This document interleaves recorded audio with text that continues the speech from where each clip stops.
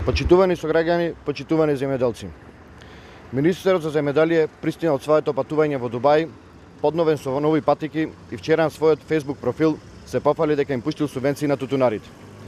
Добро е тоа што субвенциите за тутун се исплатени, но лошо е што Николовски, Заев и Пендаровски чекаа на 4 дена од денот на изборите да ги исплатат субвенциите за тутун. По кој знае кој пат, овие тројца луѓе ги понижуваат земјоделците, ги понижуваат тутунарите, мислејќи дека со исплата на субвенции ќе ги купат гласовите на тутунарите. Со пари кои државата мора да ги исплати затоа што по закон им следуваат на тутунарите, пари кои се заработени со пот. И Николовски, и Заев и Пендаровски треба да знаат дека прилепчаните најдобро од сите знаат со каква мака се спечалени парите од одгледувањето на тутун. Најлоше кога власта си го подценува својот народ, кога власта го подценува и понижува земјоделецот.